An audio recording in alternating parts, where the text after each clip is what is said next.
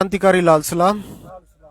साथियों, आज बैल सोनिका यूनियन के धरने का 108वां दिन है।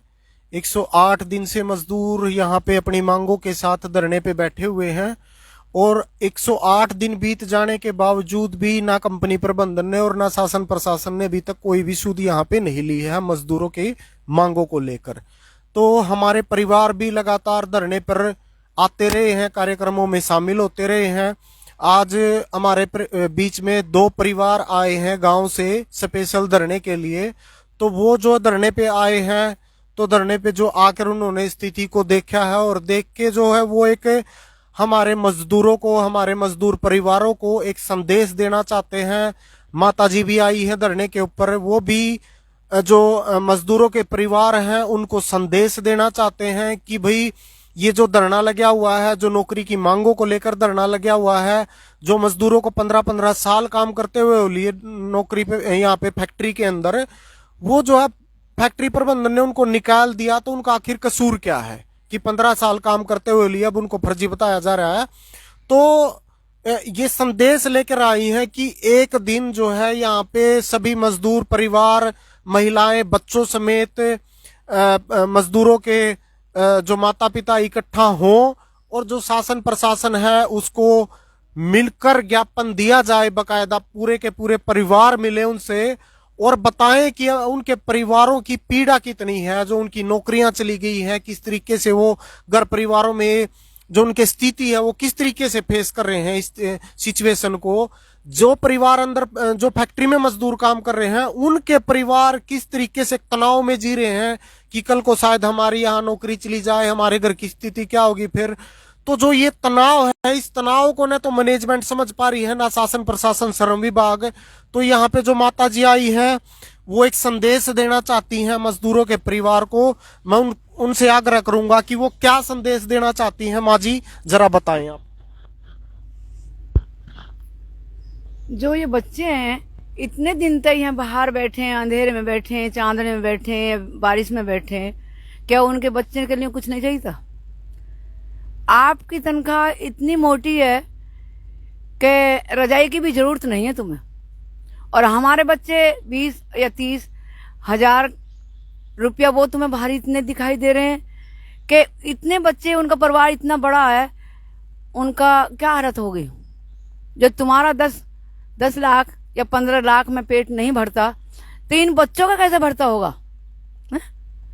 आप ये बताओ कि तुम्हारे इतनी भी हमदर्दी नहीं है कि इन बच्चों पर जरा सी भी हमदर्दी नहीं आई तुम पे? जो बाहर निकल के देखो तो क्या होगा तुम्हारा?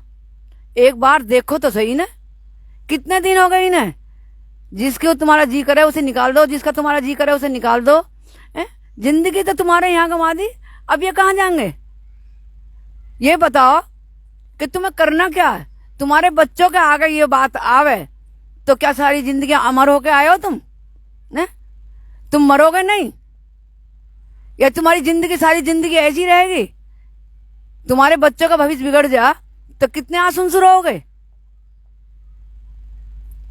आप ये बताओ कि जब हमारे बच्चे या आपके बच्चे, तुम तो इतने बड़े कुर्सी पे बैठे हो और ये आज हमारे बच्चे बारिश में बैठे हैं, क्यों बैठे हैं? इनका क्या कसूर है? तुम बाहर मिलकर देखो हमसे तो तुम्हें पता लगे कि बच्चे की क्या हालत हो रही है। और बस थोड़ी बात को ज्यादा समझो और फिर हम पे वो हाल करना आवेगा कि जो किसी ने ना करा हो, वो फिर हम अपनी वही दिखावेंगे चंडी रूप। फिर अपनी खैर तुम्हारी खैर नहीं और तुम्हारी कंपनी वालों की खैर नहीं। बात करो तुम। ले इस पर ना होने लो।